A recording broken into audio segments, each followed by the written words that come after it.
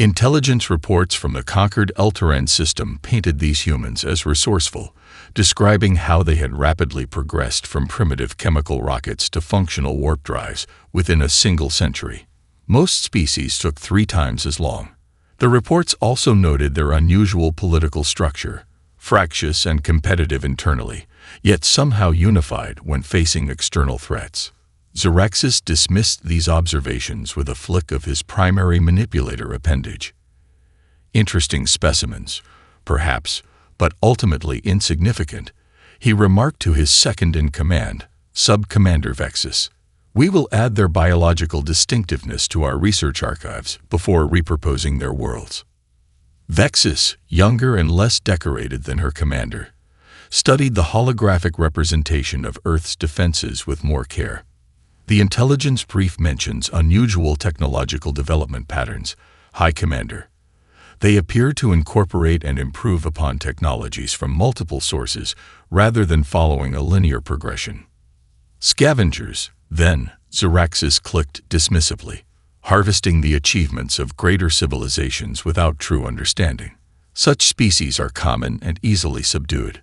The command deck hummed with efficient activity as tactical officers finalized the invasion sequence. The Vaxeri military operated with machine-like precision, each officer bred and conditioned for their specific function. Victory was not merely expected, it was considered the only possible outcome. There is one anomaly worth noting. Vexus continued, her compound eyes shifting to focus on a different holographic projection. Long-range scans detected an unusual vessel near the 6th planet of their system. Its energy signature does not match any known human configurations. Xeraxis extended his sensory stalks toward the hologram, examining the sleek silhouette of what appeared to be an experimental warship. Its design was elegant in a way uncommon for newer spacefaring species, with smooth contours that suggested advanced understanding of deep space physics. A final desperate project. No doubt, he chittered softly. Perhaps they detected our approach from the border incursions. It changes nothing. Direct half of our forward battle group to eliminate this vessel first. It may provide useful data on their highest technological capabilities before we proceed to their homeworld. The command ship's biological-mechanical interface systems pulsed in acknowledgement as orders were distributed throughout the fleet. 37 vessels, each capable of devastating a small moon, adjusted their formation for the coming assault. The Vaxeri did not believe in proportional response. Overwhelming force was their doctrine. As the fleet accelerated toward the Sol system, Xeraxis performed the traditional pre-conquest ritual, pressing the tip of his battle claw against the sacred etching that adorned his command console.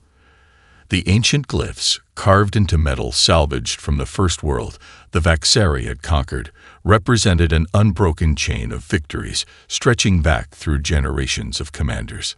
Another link will soon be added, he announced to his bridge crew. Prepare the ceremonial archives to record the subjugation of humanity. In the vast darkness of space between Saturn and Jupiter, the UES Defiant drifted silently, its presence obscured by a combination of gravitational distortion fields and energy-absorbing hull materials.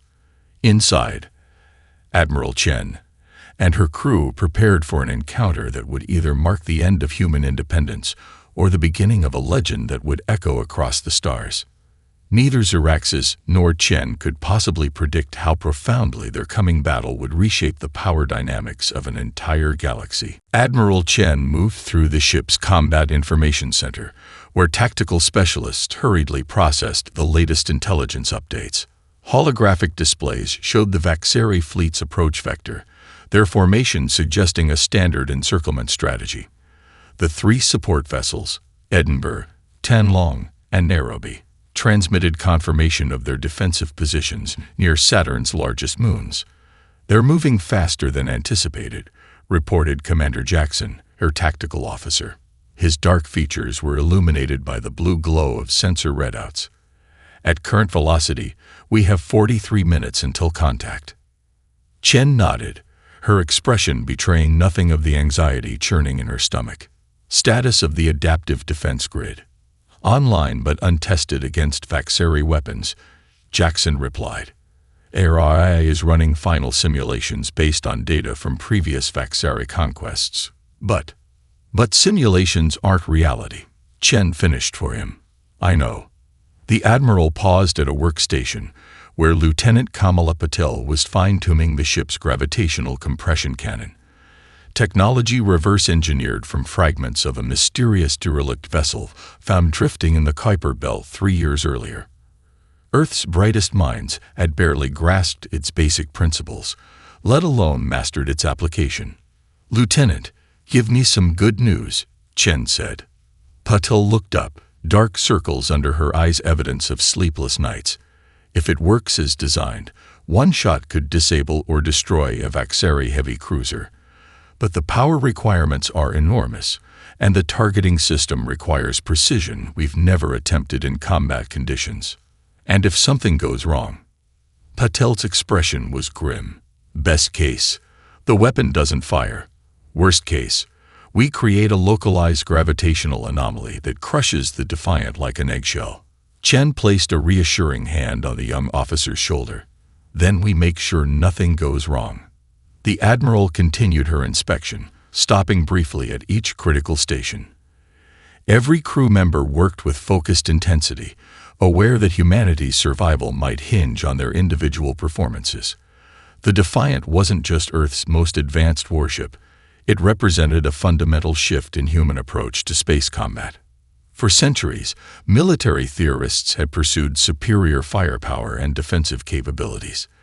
The Defiant instead embraced adaptability as its primary advantage. Its revolutionary hull contained millions of programmable nanomaterials that could reconfigure in response to enemy weapons. Its power distribution network could redirect energy in milliseconds, prioritizing systems based on tactical need rather than predetermined protocols. Chen entered a secured compartment at the heart of the ship, Aria's central processing hub.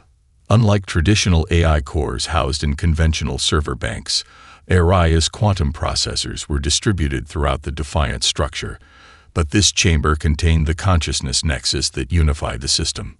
"Hello, Admiral," Aria greeted as Chen placed her palm on the authentication panel. "Final battle preparations are 97% complete." "Assessment of our chances?" Chen asked. The AI paused. A hesitation so brief only someone familiar with its processing patterns would notice. "Conventional tactical analysis suggests a probability of success below 12%. However, I've been studying human history, Admiral. Your species has repeatedly defied statistical probability when facing extinction-level threats." Chen allowed herself a small smile. "Is that your way of saying we might get lucky?" "Not luck," Aria responded. "Adaptability under pressure appears to be humanity's evolutionary advantage. The Vaxari have never needed to adapt. Their technological superiority has always been sufficient." A priority alert chimed throughout the ship, interrupting their conversation. Commander Jackson's voice came over the comm system. "Admiral, to the bridge. Long-range sensors have detected additional Vaxari vessels joining the fleet. They've accelerated their approach. Contact in 27 minutes. Chen's expression hardened as she turned toward the bridge. "Looks like we'll be testing that theory sooner than expected, Aria. Alert all hands. Battle stations." The Vaxari phase-shift torpedoes, weapons that had spelled doom for countless civilizations, dissipated against the Defiant's hull in spectacular displays of refracted energy. On the bridge, the tactical display showed impossible readings as the ship's adaptive matrix absorbed the attacks and repurposed their energy. "How is this possible?" Lieutenant Park whispered, her fingers flying across her console as she analyzed incoming data. "AI has done the impossible," Admiral Chen replied, her voice steady despite the tremors shaking the ship. "The adaptive hull is remodulating to match the phase variants of their weapons." Not all news was good, however. The Edinburgh erupted into a fireball as multiple torpedoes breached its conventional defenses. The Tianlong listed badly, venting atmosphere from its port side, while the Nairobi managed to evade the worst of the barrage by hiding in Saturn's dense ring system. Chen opened a channel to the surviving support vessels. Tianlong, what's your status? Critical, Admiral, came the strained reply from Captain Rivera. Main engines offline, life support failing on decks 3 through 7. We've lost 37 crew already. Chen's jaw tightened. Begin evacuation procedures. Transfer essential personnel to escape pods. We'll draw their fire to give you time. Understood, Admiral. Good hunting.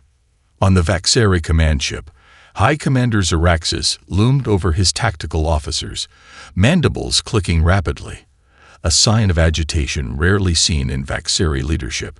Explain this anomaly, he demanded as footage of the phase shift torpedoes dissolving against the Defiant's hull replayed on his command screen.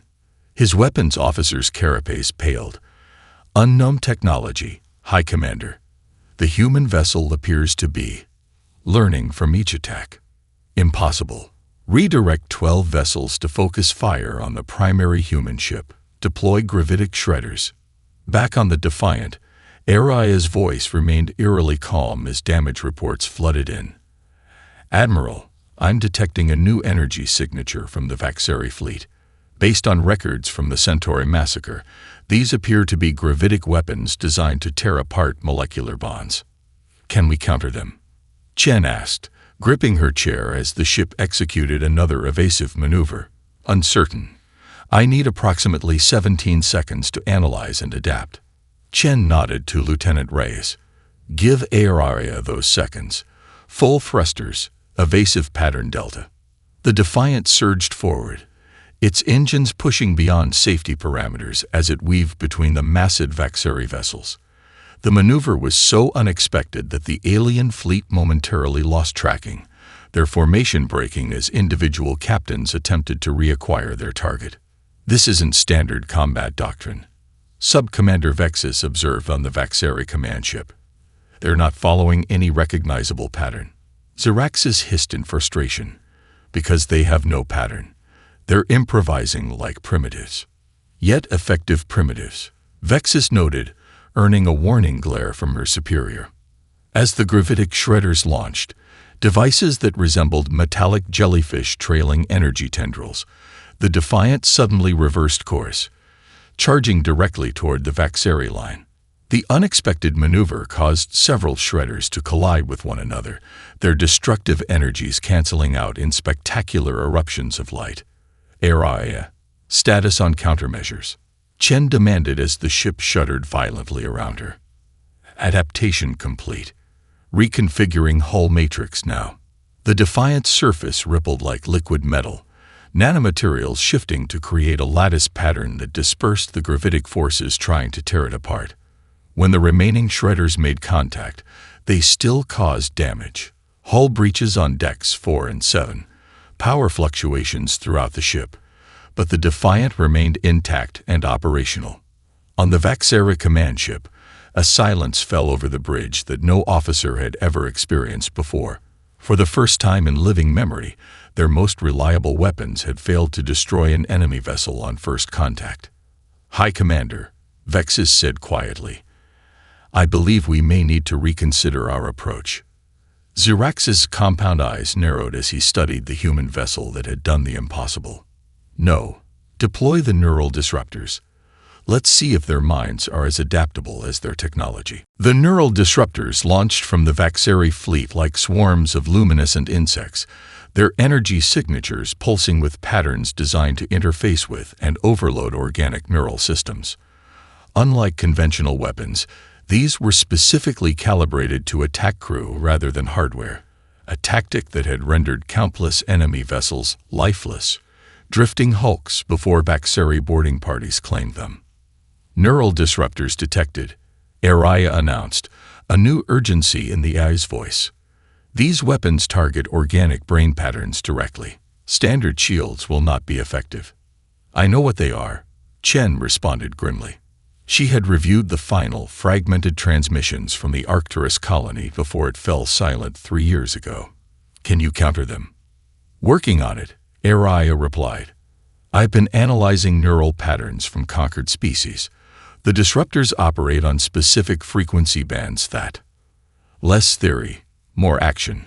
Chen interrupted as the first wave approached. All hands, prepare for neural impact. Throughout the Defiant, crew members braced themselves, some clutching makeshift talismans or photographs of loved ones. The fear was palpable.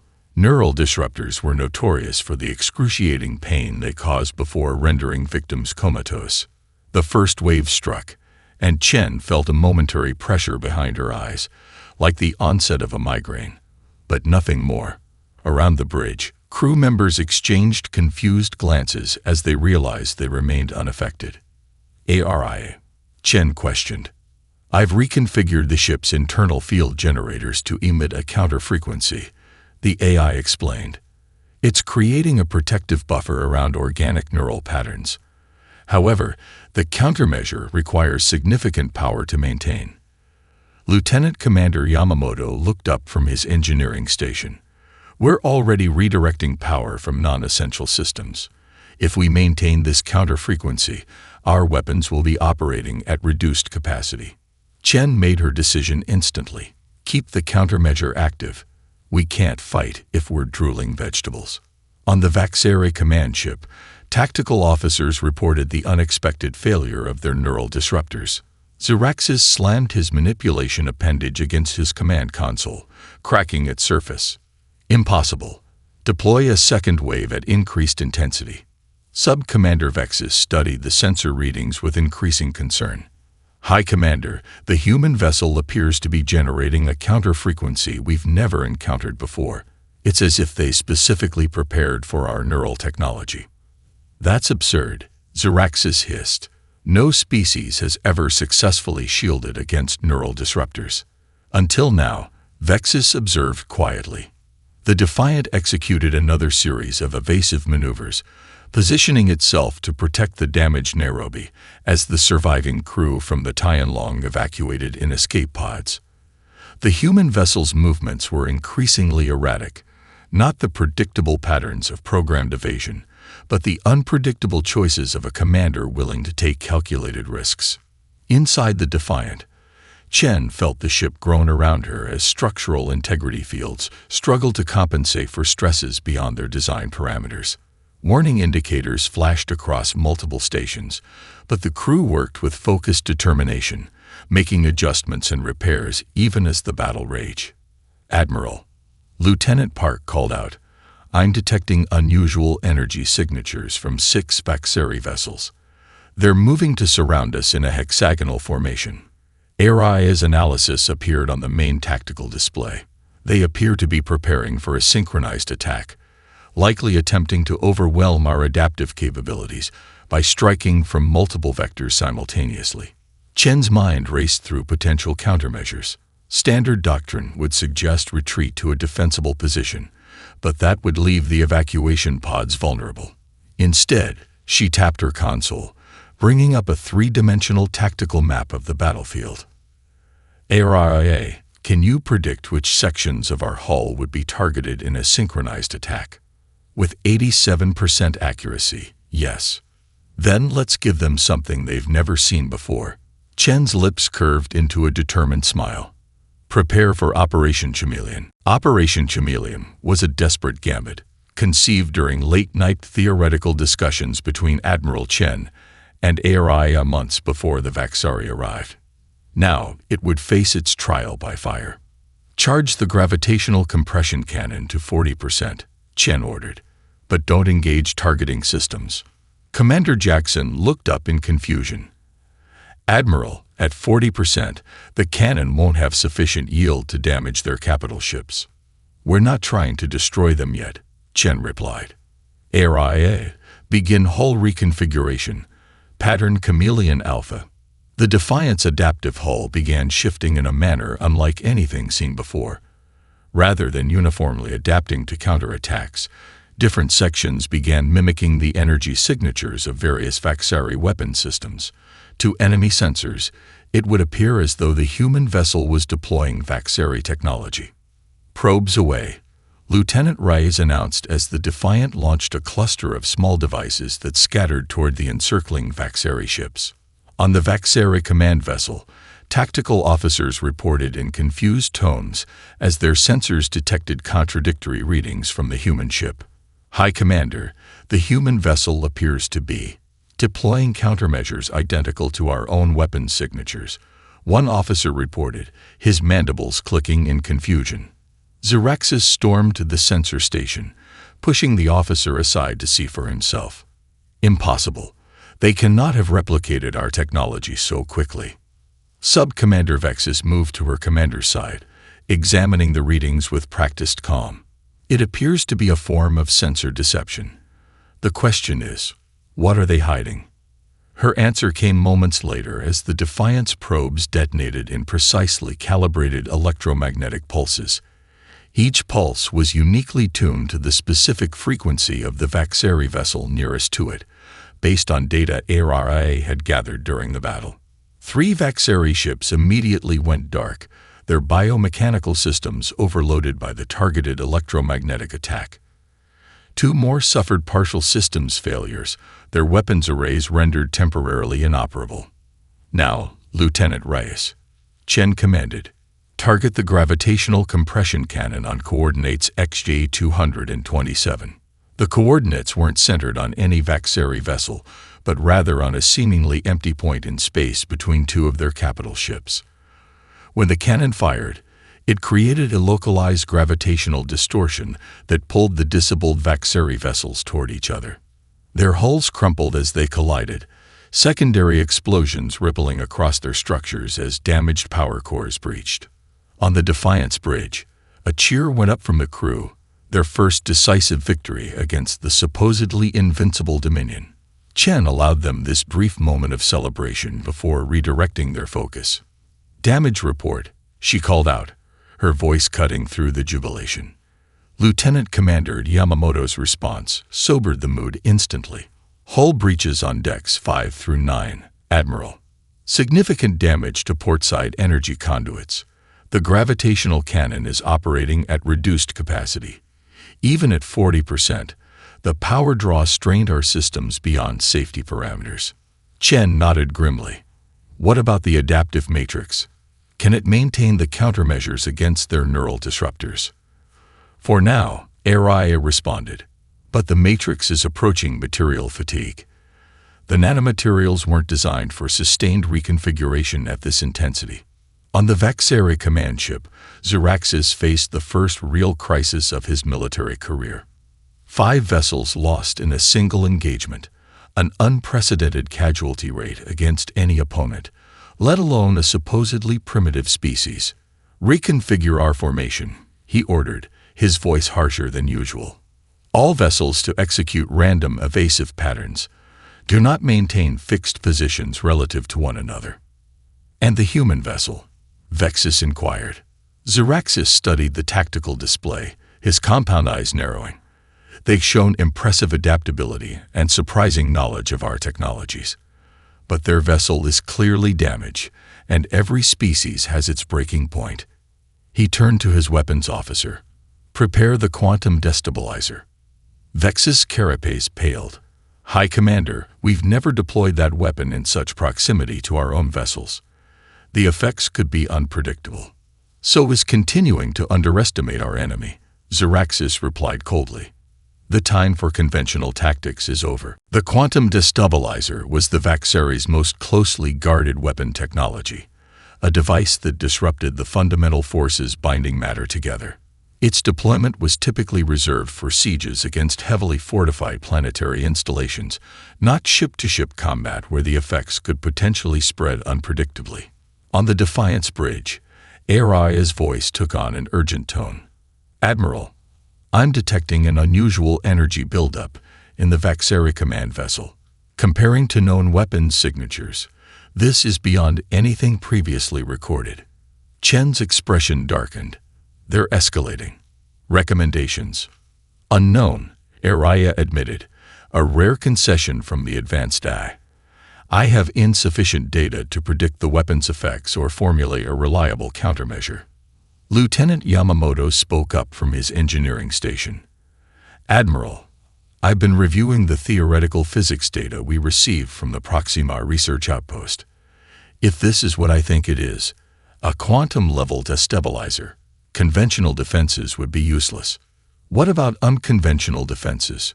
Chen asked, her mind already racing through possibilities. There's a theory, Yamamoto said hesitantly. If we reconfigure our deflector array to create a localized inversion field, we might be able to create a quantum mirror effect. In plain English, Lieutenant, Chen prompted. We could reflect a portion of the effect back at them, but it's never been attempted, and the power requirements would leave us completely vulnerable afterward. Chen didn't hesitate. Do it. Lieutenant Park, alert the Nairobi to move to maximum safe distance. Air area. Divert all non-essential power to the deflector array. As the Defiance crew rushed to implement these orders, the Vaxeri command ship's forward section began to glow with an unearthly purple light.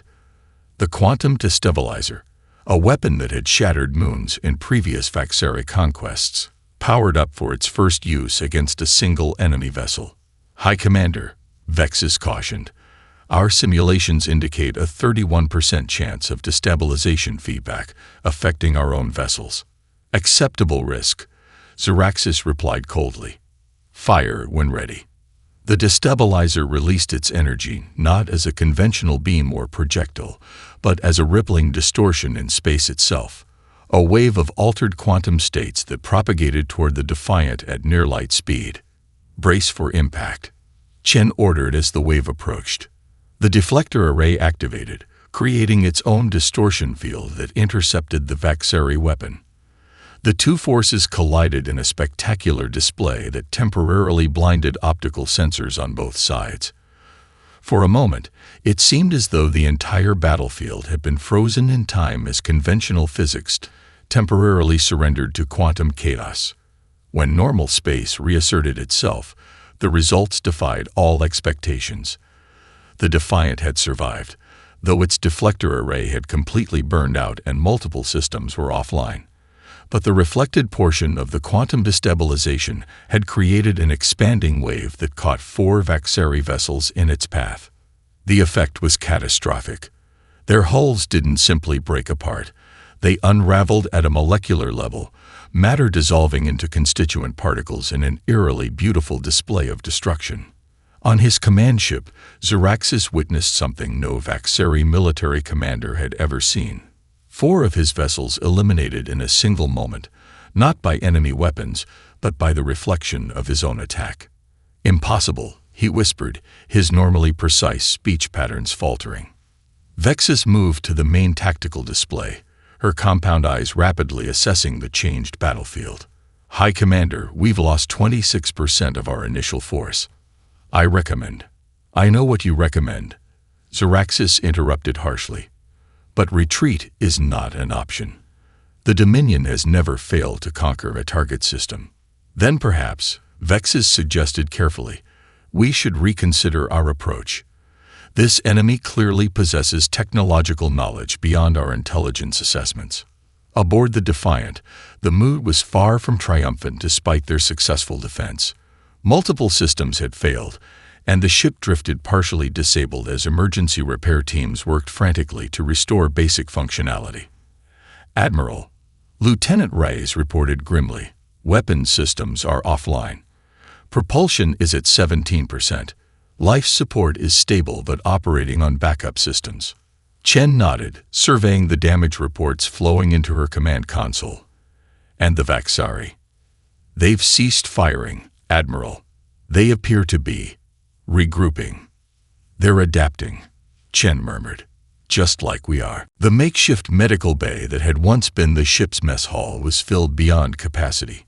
Medical personnel moved efficiently between injured crew members, prioritizing the most critical cases while conserving their dwindling supplies. The lighting flickered intermittently as the Defiant's power systems struggled to maintain even basic functions. Admiral Chen winced as the medic applied regenerative gel to the plasma burns covering her left arm. The pain was intense, but she refused pain management medications that might dull her thinking. Every decision in the next few hours would be critical. The evacuees from the Tianlong, she asked Lieutenant Reyes as he approached with the latest reports. Safe, Admiral. The Nairobi managed to recover all escape pods before retreating to Titan's shadow. They're maintaining communication silence as ordered. Chen nodded, relief momentarily softening her expression. At least some of their people would survive to warn Earth, regardless of the Defiant's fate. And the weapons systems. Reyes's expression tightened.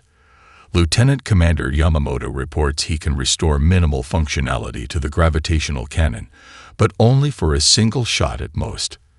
After that, the power fluctuations would likely cause a catastrophic overload. One shot, Chen repeated softly. Then we make it count. She struggled to her feet, ignoring the medic's protests, and made her way through the damaged corridors toward the bridge.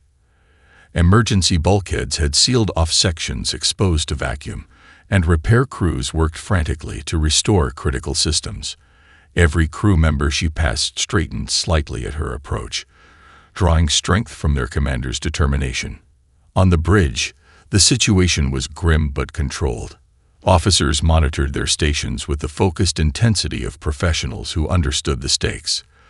The main view screen showed the Vaxeri fleet regrouping in a new formation, one designed to minimize vulnerability to the tactics the Defiant had already demonstrated. "AI status report," Chen requested as she settled carefully into her command chair. The AI's voice came through clearly despite the damage to many of its processing nodes. "I've managed to reroute critical functions through undamaged pathways, Admiral. However, my predictive capabilities are operating at reduced capacity due to processing limitations. What's your assessment of the Vaxeri's next move?" "They appear to be preparing for a concentrated assault. Their formation suggests they intend to overwhelm our defenses through simultaneous attacks from multiple vectors. Given our current state, I calculate a less than 9% probability of surviving such an assault."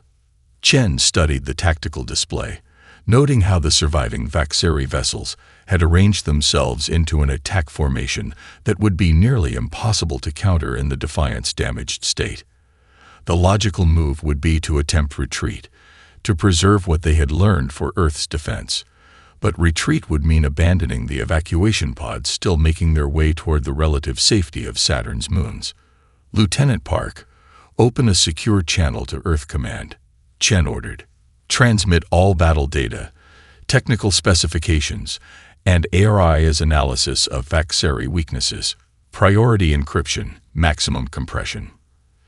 "Transmitting now, Admiral," Park confirmed after a moment. "Estimated time to receipt, 14 minutes. Chen turned to her tactical officer. "Commander Jackson, target the gravitational cannon on the Vaxeri command vessel.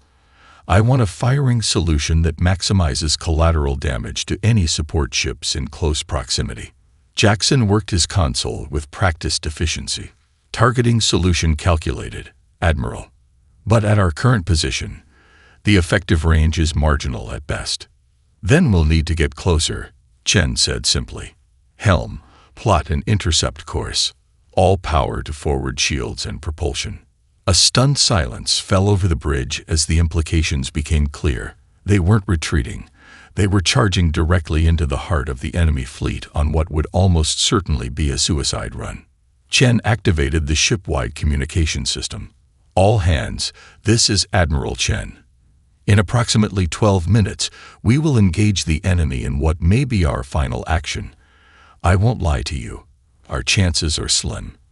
But every moment we keep the Vaxeri occupied is another moment for Earth to prepare its defenses with the data we've gathered. It has been my greatest honor to serve with each of you." Chen out. As the Defiant's engines flared to life, propelling the battered vessel toward the waiting enemy, a strange calm settled over the crew. They had done what 17 civilizations before them could not. They had bloodied the invincible Dominion. Whatever happened next, they had already made history. 6 months after the Battle of Saturn, Admiral Helena Chen stood before the newly formed Interstellar Defense Council. Her dress uniform bore the scars of that day. A patch of slightly different material where plasma fire had burned through the original fabric, mirroring the regenerated skin beneath. The chamber was filled with representatives not only from Earth's nations, but from 3 formerly subjugated alien species as well. The Vaxeri believed that technological superiority guaranteed victory. Chen addressed the assembly, her voice carrying easily through the hushed chamber. They never understood that adversity breeds innovation, that being outmatched forces creativity. Behind her, a holographic display showed the reconstructed Defiant, its hull now incorporating elements from recovered Vaxeri technology alongside human innovations. The ship had become more than a vessel. It was a symbol of possibility that had inspired resistance movements across 17 conquered star systems. When the gravitational pulse struck the Vaxeri command ship, none of us expected to survive. Chen continued. The resulting cascade reaction was beyond our most optimistic projections. The assembly had already reviewed the technical data. The Defiant's desperate final attack had created a chain reaction that disabled or destroyed 9 Vaxeri vessels, including their command ship. The gravitational distortion had temporarily disrupted their fleet's integrated command network, leaving the remaining ships unable to coordinate effectively. In that moment of confusion, Chen had ordered an emergency jump to Saturn's largest moon, Titan, where they had hidden among the methane lakes until Earth reinforcements arrived 3 days later. By then, the remaining Vaxeri vessels had retreated, the first recorded instance of the Dominion abandoning a conquest. But our victory wasn't merely technological, Chen emphasized. It was philosophical. The Vaxeri couldn't comprehend an enemy that adapted rather than followed established doctrine. They couldn't predict a defense that evolved in real time, rather than relying on predetermined protocols. The Arcturian ambassador, a tall, crystalline being whose people had suffered under Vaxeri rule for generations, rose to speak. Admiral Chen, intelligence from our resistance networks indicates that your victory has had far-reaching consequences. The Dominion is facing internal challenges for the first time in its history. Several conquered systems have launched successful rebellions using tactics inspired by your encounter.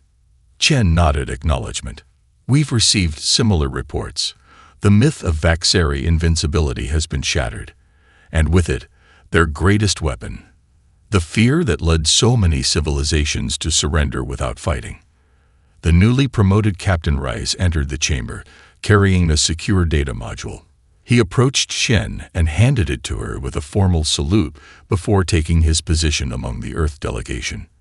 This, Chen held up the module, contains the complete specifications for our adaptive defense system and ARIA's quantum processing architecture. The Council has voted unanimously to share this technology with all member species. Together, we will build a defense network capable of protecting not just Earth, but all worlds under threat from the Dominion.